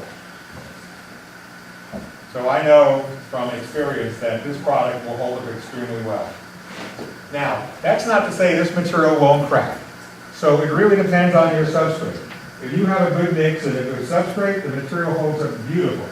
But if you have an asphalt that starts to form cracks, the crack eventually could run through this material. However, the way this material is designed is that once it's applied correctly, and Todd applies it correctly because he's a certified applicator, we use a special 2-part epoxy. I will tell you from personal experience that once this material is heated down to the surface, it's not coming up. There's no pieces coming up, there's nothing flying through windshields. It is permanently bonded to that asphalt. So people say, well, how do I get rid of it? Whenever you wind up getting around to redoing your road 10, 12, 15 years from now, they would then, at that point, mill and pave. It'd be added into the recycle mix. So when we have average installations that, like I said, you know, here you have 4 years, to have, you know, as much as 8 and 10 years is not completely out of the mix. This particular crosswalk is 13 years old. Now, you notice the white lines on it. Sometimes they'll use hot paint, they'll use hot thermoplastic. We make a special thermoplastic that goes on either side, because MUTC, the Manual of Uniform Traffic Control Devices, says you need to have the white lines. Everything in the middle is purely aesthetic. But the white lines is what's counted, and they're going to have the glass beads, so when you're driving at night, they are visible. Now, we make a special preform thermoplastic that goes on either side, and what it is once you melt that in, they will round the edges. So this way, when a plow comes to it, the plow hits it, brings up the blade, and crosses across the crosswalk. That doesn't mean it couldn't chip at some point. We usually consider that white line the sacrificial lamb, because those strips, if they ever have to be replaced, basically you can do it yourself. You put the sheets down, you use a propane torch, takes you 15, 20 minutes, you're done. But even those are going to last a tremendous number of years if handled right. So this is all part and parcel to actually installing a decorative crosswalk. Do you have an actual warranty on this? Like, The warranty is a 1-year warranty. We usually have installations that, like I said, are 6, 8 years old. Many times the towns will work with the certified applicators. We've had situations where, since the material is repairable, they can actually do a repair, especially, let's say, if there's a utility cut. So I have an example in West Hartford right now where the utility cut was put in the main street. They actually milled and paved over the area that the utility cut was. We already ordered material for our certified applicator up in Connecticut. He's going to install it. I physically went on the job site, took out our samples, and it matched up almost perfectly. The reason I say almost perfectly is we're talking about a color from 5, 6 years ago when it was installed to today. So it's pretty UV stable, but of course everything subject to the sun will have a slight little difference. But I will tell you that when I put that sample down, it was almost dead on. You'll be able to do an installation, you'll be able to do the repair, it'll be very difficult to see the difference. How about salt? Excuse me? Salt is not effective. Up in New England where I live, they love using lots of salt. I lived there. Yeah, so you know what I mean. 7 years. What part of New England? I lived in Portsmouth, New Hampshire, Okay. Kittery, Maine. We have an installation in Nashville, New Hampshire. Nice big one. We have one going into Berlin, as a matter of fact. Belcher, Connecticut, and Newport, Rhode Island. So we have installations for Providence and all over Connecticut. I will say that there's no issues putting salt down. This material would go very easily on your asphalt. You have new asphalt, which is preferable. Although since you're going to be installing material and obviously stamping it, asphalt that's under 5 years is what we recommend. Your product is going to meet it. You also don't have a porous asphalt. We would not put it on porous asphalt because we're using a 2-part epoxy sealer. And that sealer acts basically as a chemical and mechanical bond to make sure when that material is heated, it's going to stay on. And one of the things we also do, we kind of cheat, is that we also put little thermal markers on the material. When that material is heated to the correct amount of time and temperature, they disappear. You don't even see them. That's another huge advantage with this particular product. Again, the other major advantage is there is no maintenance required for this product. Absolutely none. The only maintenance you ever have to do with this is if you have some staining or you want to do something just with some kind of cleanup, you can take some Zep, mix it with a certain amount of water, and it's like power washing your deck. That's about all you're ever going to do with it.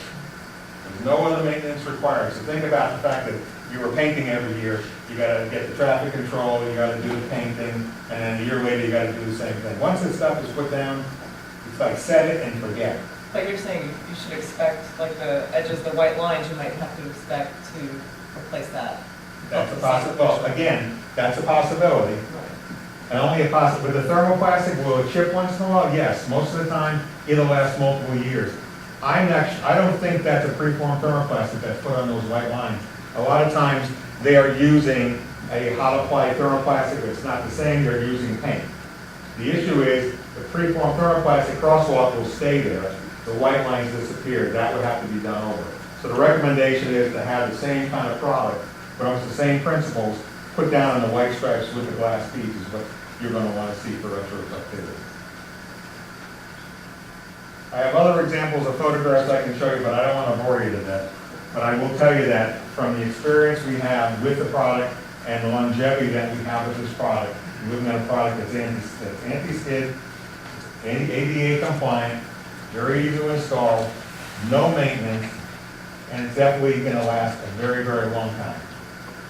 Say we're OCD and the plows do chip up sections. Is that an easy repair or hard repair? Is it not worth the repair? It's up to you, it is an easy repair. Okay. Just think we could do it in-house, like, No, you wouldn't be able to, Okay. okay, because of the materials and the particular equipment that's used. I think the white line is. The white line. The white line is right now. yeah, okay. the white Now, I'll give you an idea what my certified applicator does in Connecticut. Close your ears, you may not want to hear this. Besides the white lines, because a lot of the asphalt in Connecticut is really nice and dark, like the one you have outside, he'll actually take a strip in black of the same free-form thermoplastic on the outside of the white, because he figures if anything's going to happen, he doesn't care if the black decides to chip, no one's going to see it. It keeps the integrity of the white lines. So for a slight difference in cost, now you're gonna have the white staying really nice. Definitely the crosswalk looks nice, and if the black happens to chip, you can repair it if you want, but it's almost not noticeable that way. It's just another example of some from the installers will do. Any other questions? It looks like you want to say. Yeah, I think, referring to the Laurel stuff, the point I want to make is they are old, okay? Going on 10 years old. I furnished the name of a couple engineers, one from DC and obviously from Laurel, and hopefully contacted them. Persections are obviously everything. Are there nicks and dents in it? Absolutely. Those can be repaired. In fact, we do have a repair schedule with PG&E for the city of Laurel. But again, the point is, 10 years, no maintenance. I mean, Yeah. pavers, bricks, coated stamped asphalts require some type of maintenance, and obviously there's cost with it. And the thing that should be noticed to me, which is really splendid, if we had some of those pictures that I think you may have taken, if you look at the crosswalks, while there might be little bruises here and there, look at the white lines and look at the rest of the asphalt, and see how our product compares to the other residual things. And I think you will see, again, with a product that's no maintenance, it actually performed very well. Will it look like it did day one? Absolutely not. Nothing is. Your car, your home, your roof. But for this, it's still very functional and still attractive with the boo-boos on it. And I should also note that that was our oldest formula, so we've come a long way, and this has come a long way in developing not just the materials, okay, and that material you see there is actually our oldest material used.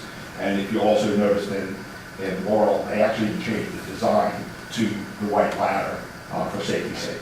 But the process has also been improved as well. This photo was the one I wanted to show in Stamford, Connecticut, right by the train station on I-95. So this is 8 years old. So you know what I'm talking about. It's definitely built to last, and that particular area is very heavy traffic. So, I mean, obviously, it is up to the council and the mayor what you want to do. I guess I wanted to, at best, inform and educate and give you as much information as possible to see if it's something that you wish to proceed with. I know we stand by our product, and I know Todd definitely stands by not just the product, but his workmanship. I can vouch for him. I've seen plenty of jobs, and I've been on job sites with him and worked with this stuff myself, so I know how well this product will perform and has been. So thank you very much for your time. It's very much appreciated. Thank you so much. Thank you very much. You're quite welcome. Anybody have any questions of Todd or? Just a comment on that, I did take those pictures. There were 3 sets of them. So each set, I think, has, from what I can tell, clearly is different traffic pattern. The first one was probably the least amount of traffic. The second one probably in the middle, and then the third set of pictures probably had the most traffic based on my 5 minutes of stand there, so you come to the line. All of them actually seem to work where slightly differently, but it comes down to maybe the substrate, like you were saying. What I found interesting is the one that I think had the most traffic seemed to actually wear the best. Interesting. I'm not sure what that means exactly. Depending on the road, the height issue. Probably. Well, Councilman, just to give you an idea, we do special kind of testing to test what we call VPM, the British Pendulum number. That is a test for skid resistance. So on wet weather, you want very good skid resistance. Asphalt gives you a skid resistance of 30. Our material will give a minimum of a skid resistance of 60. As we test this material, as it gets older, that number goes up. We actually improve, and we found our numbers on skid resistance actually improved as the material was tested from year to year. Just because if you look at the material on the side, that mineral aggregate called corundum goes all through the material. So on a Mohs scale, if a diamond's a 9 or 10 for hardness, this is about a 7. So it's definitely one of the hardest elements you're going to have as far as skid resistance. And were all the 3 places that you looked, were they all the same age? Or do you know what I mean? Maybe the one in the high traffic area might have been just a newer, yeah. I can tell you with that area, those were the earliest crosswalks in Laurel, which were installed in 2007, 2008. And it's because of the materials, the color, and Laurel actually ended up changing the design and stuff like that. It's hard to say whether they all installed it the same day. My guess is probably not. Could the asphalt be different? Yes, it could be. I mean, there's no determination. Every time the truck goes back to the plant, the mix is going to be just a little bit different. It'll be different from day to day. So that could account for, different wearabilities. There was definitely some snowplow damage. I'd say that our product is bulletproof. If you want to damage it, you could. You could damage any decorative material if you really wanted to. But again, the only point I want to make is, I think even though maybe the appearance may not be what you expected, they actually performed admirably. And that's why I encourage, talking to, Wasi Khan, who's the engineer for DDOT, Kristen Fang, other people in different municipalities who have a lot of experience with this product. And I know, obviously in DC, there's a ton of traffic on Georgia Avenue, right? Georgia, New Hampshire, Georgia, and Kansas, all throughout DC with our product. Thank you. Of course, you've been warranted that product's more than 4 years, but how does on most cases, his workmanship should be extended, and in some cases they extend for like a 2-year warranty on the workmanship itself, so just because, he's got confidence in his workmanship, I think, so not to speak for you, but. Yeah, no, without a doubt. I mean, we couldn't warranty the asphalt or anything of that nature, but certainly my installation of materials, I'm very comfortable with that. The other thing, on Brown's Todd was not to install it, and the one you took pictures of the lawn, correct? That shows your product, but you wasn't actually install it at that time, so I think that makes some difference that install. There was also differences in the actual procedure of application. That was some of our earliest material, and it actually took the longest to install because at that point, our pieces of, you saw in the video, there were 2x2 panels. At that stage, what the Canadians designed was a seamless installation. So they literally were puzzle pieces. So they had irregular shapes, so that when they were melted together, if there was any seams, they floated into the grout lines. It was torture in installing for the installer. And the process has just been greatly refined. I think the other thing is what our certified applicator program, the dollar commitment on equipment and time to training. We're very picky on who does the work, and I will tell you that this year I have one applicator I'm not happy with, I'm getting rid of it. If they don't do a good enough job and can maintain good quality and offer you what you need, I don't need them. So I'm okay turning someone down. I have turned down 6 people this year wanting to have a quality. I said, absolutely not. And if I have somebody that's doing the work and I'm not satisfied with their quality, they're out of the program. So we're extremely picky. There's too much riding. By the way, alternative paving, this is all we do. We're not a contractor that messes with this or anything else. This is all we do 6 days a week. Thank you. Thank you. Thank you for coming in. One more thing, not to hold you up forever, I'd like to remind too, that also you had some experience at council, I guess you feel comfortable. Yeah, I'm not here Some to of the install installs in DC. Also not that. With Anchor Construction, Fort Meyer Construction, I've done some of these installs, it's really nice stuff, very last long time.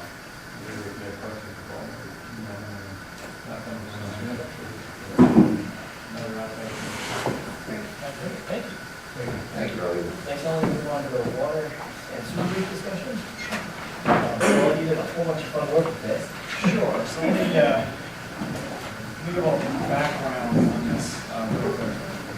So the town treasurer putting together the 2018 budget, brought to our attention that there has been and will continue to be a fairly significant deficit related to operation of water and sewage. I think somewhere along the lines of like 200,000 a year, meaning that we're spending 200,000 more on water and sewer than we're actually generating using the current infrastructure. Don't quote me on that, but yes, we're told what it is. So as part of that, she asked us to look at the water and sewer rates to say, okay, how can we possibly restructure these things such that we can actually meet the annual maintenance costs and operating costs for water and sewer. So we started looking at this last week, and we're in the process of putting together various different proposals of how we can potentially restructure the water and sewer rates in town. This is largely being driven by the fact that the water and sewer rates have not been raised since 2010. That's right, 10 years. 10 years since they've been raised, and obviously since that time period, costs have gone up and the rates have not. So I think in the packet there are a couple of different options that were put together thus far. So the first one, this is the current water and sewer rate as it's set up currently, set up with tiers. On the next page was the proposal that was put together was last week by Joanne. Also a tiered structure. The third page, again, also a tiered structure. This one had a slightly higher per gallon usage rate in the tiers. I should just flip back one real quick. You can see the graph there, how we'll I should go back.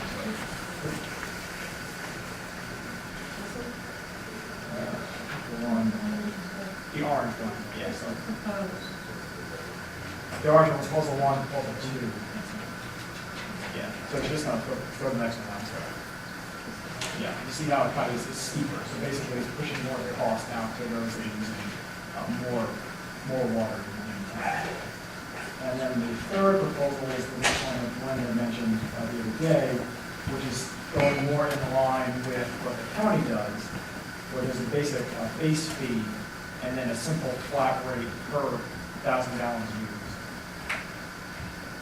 So basically, the current, for the water, the current total needs to be generated revenue-wise is 340,000, which is a little bit more than we're seeing here, but ignore that for the moment.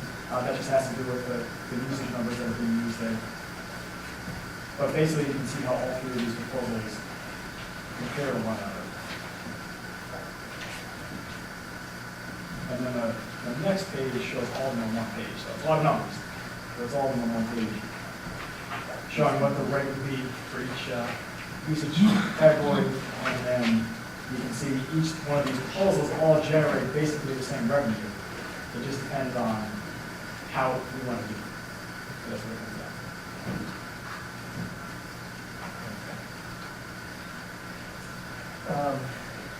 I'm going to take at this point, next month, June 1st, we're having a public hearing about the budget and the water and sewer rates.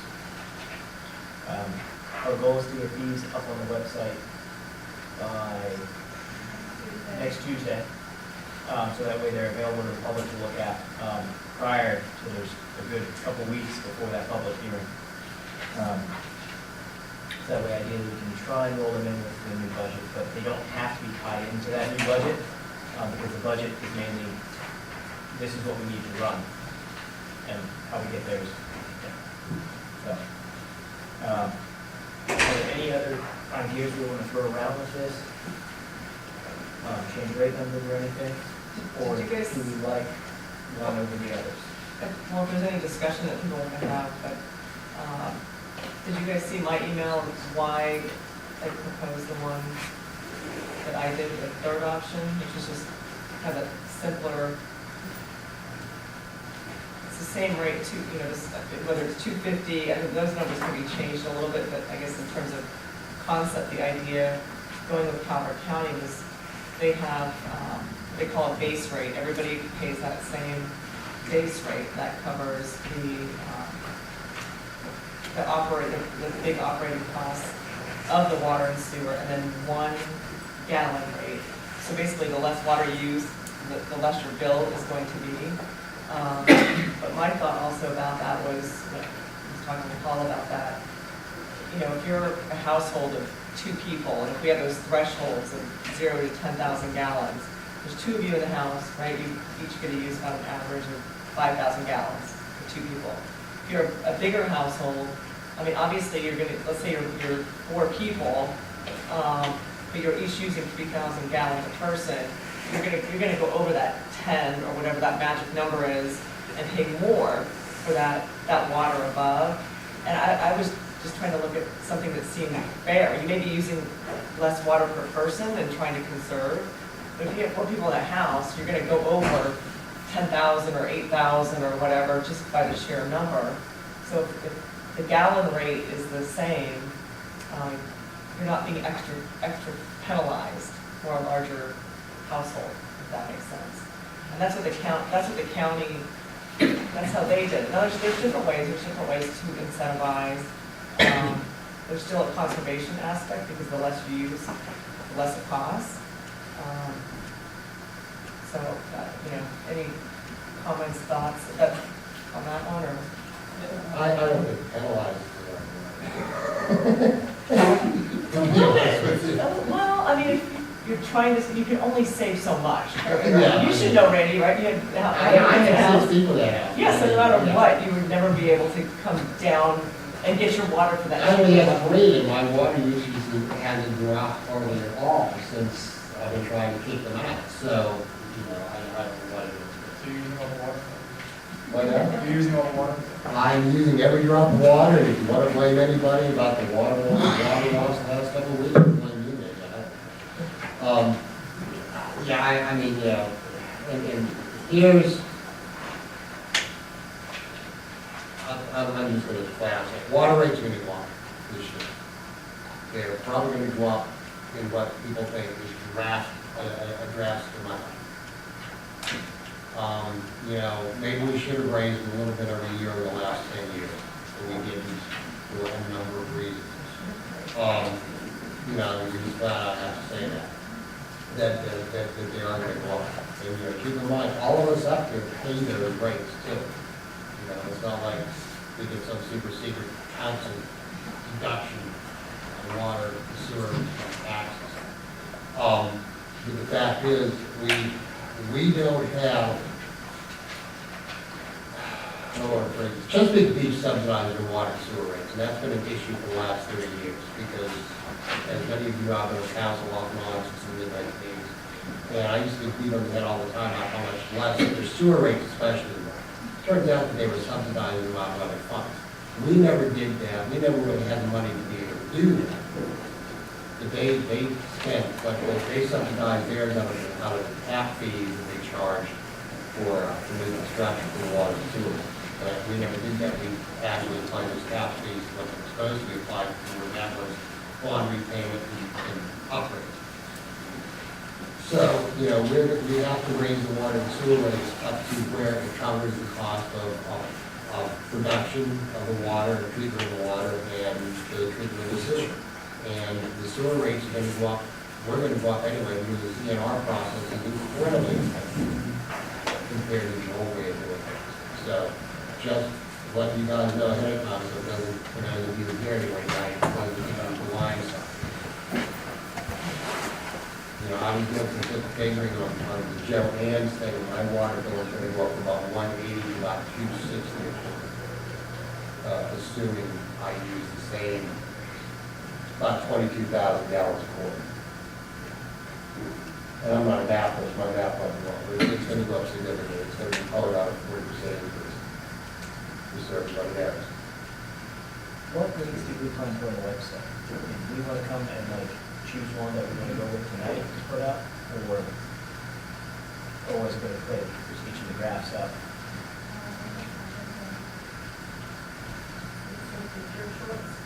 Okay. So tonight we need to make a decision which way we want to go. Yeah, I'm not ready to make a decision which particular formula we want to use. I mean, You're having a public hearing on the first, and still another work session on the budget and the rates, so we're going to pull out. Okay. Put up all, the whole thing. Well, I think what would be helpful too with this packet is to help people understand what their full bill would be. You know, if you, depending on where you lived, because I think it's, We have done things with exactly, I've done the same thing with, you know, It's just the water side, it's not including the sewer portion. right, because that may change too.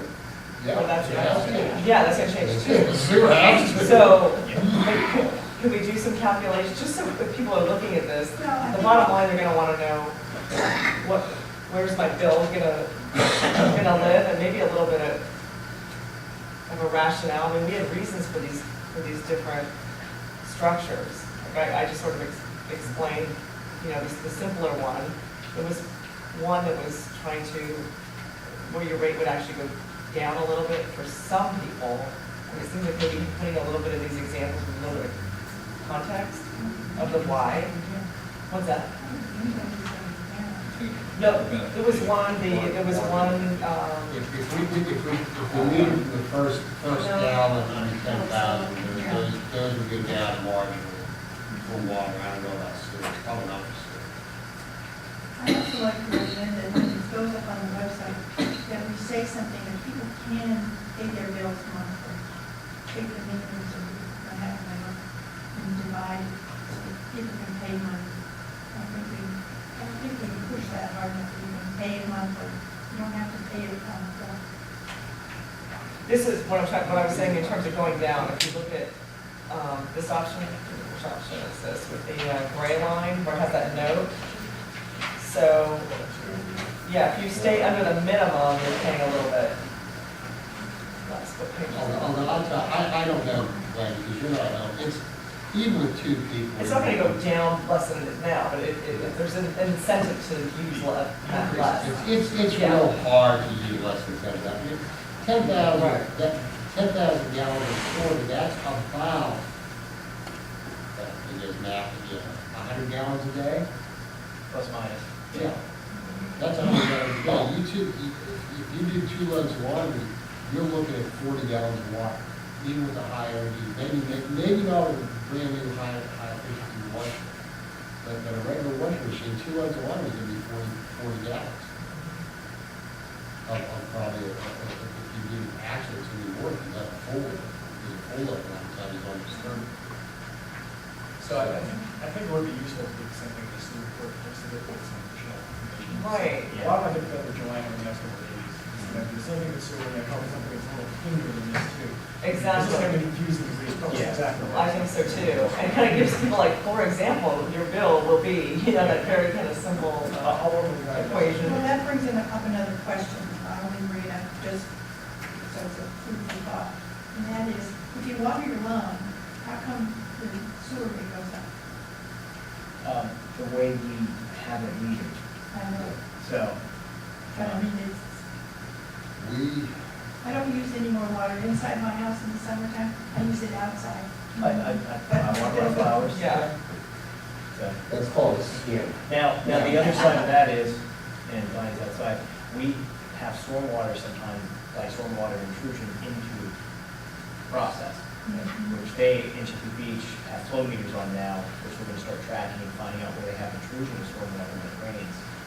Because that factors into other things that we'll have to deal with when that comes to fruition on our end. So, We talked years ago with like the water system about giving people credit for 3 months of the summer, or 10%, I think it was, I can't remember what it was now, of the water, watering your yard, your flowers, and washing your car. And the bond tax was very, very negative about it. And that's why, and I do know some water systems, some municipal authorities do that with people. X percent of their water goes credit for outside use, we never have to.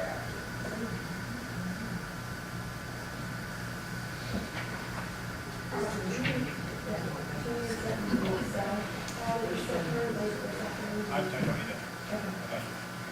alright, well, I think we're pretty much on that discussion. Yeah. I know we're gonna move on to ordinance and resolution. Yeah, ordinance 17-07 for FY17 for budget adjustments. I move that we adopt ordinance Introduce. I'll introduce 17-07, FY 17 budget adjustments. And that's all it needs to be done. Yep. And I move that we introduce ordinance 17-08, FY 18 budget. And now we're on to council reports. I'm going to start at this side. Listen, the left side. Great to see everybody out tonight in the rain. It was a full house, it felt like. I just have one comment that I'll make. The Economic Development Committee meeting, which is normally the fourth Wednesday, it would be May 24th. It looks like that may be pushed back a week. If it is, Stacy can let you know, we can change it on the calendar. But anybody's interested in coming to that, maybe pushed to the last Wednesday of the month. Other than that, hopefully we'll get some sunshine on Sunday. That's it. Thank you so much for coming. Just wanted to see, we have a neighborhood watch committee still. Just trying to find out if there's any updates, Linda, on that. Have you found a replacement or anything? Well, the direction that we're going with now with the neighborhood watch, that we discussed at the last meeting, is we're going to make it more web-based versus a monthly email going out. We're going to put the information and updated information onto the web page where people can go and research when they want the information instead of the information being fed down their throats when they don't want the information. Dawn has been very busy. She's been overloaded, I should say, with the start of the season and things that she's had to do that are time sensitive. And once she has the availability, she's going to update the web page. I've given her all the changes to do that were on the old web page that are no longer valid. She's going to update the web page, and then once the web page is updated, then we're going to talk with our deputies, because we want to start blasting through them. We want them to notify us and say, hey, we've got people breaking into sheds. Make sure your shed's locked. If you see anybody lurking around backyards, make the phone call. That type of thing, so that it's more on point when something's happening versus just being an informative program. Very good. I appreciate that. And other than that, thank you for coming. Thank everybody for coming and staying a little bit long. Sorry to move it along faster. My biggest thing is next Saturday we have the first movie on the beach, and that's Star Trek Beyond, which is the third installment in the current Star Trek run. And if you haven't tried to get down to the carnival, I always enjoy it. I need to get in my first boat ride for the year. Pass that on. Thank everybody for coming, and also for those who participated in the West Town. That was just a fantastic event, and things looked great outside. I mean, the boardwalk, so we'll get on there and look at all the great work that was done. One of the things I found really interesting about that, just real quick, several people I met while down there and doing that were actually not even North Beach residents, and they weren't associated with Comcast or anything. They were people in the area that said, hey, I come down to your boardwalk all the time, I figure I just come down and kind of help out and see what I can do. So it's really good to see people participating from even outside of our community to make it look even that much better. And we planted 6,000 some odd plants in the blue section, but it was 70 plants in the blue section. It's a lot of work. And they all still alive. Well, You never know. Confidence is a lot. Not everybody has a great phone like yours. Yeah, they're all hot. I mean, it's kind of crazy. What's no dark? Yeah. That's all I'm going to say. Yeah, I'll give you that.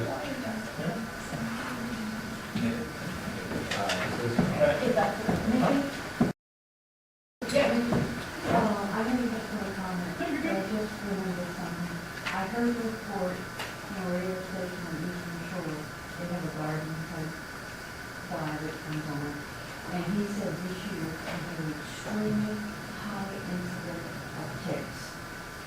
And I heard that report right after I had been walking briefly in the yard that I'm going to be living in, and when I got inside, I I had a check right here. And I'm thinking, oh, wow. And then I heard that report, and I'm like, oh my God, I'm under 6 months. I've never gotten 6 months since I lived here. And I worked after 5 minutes. So everybody, be careful, there's a lot of this.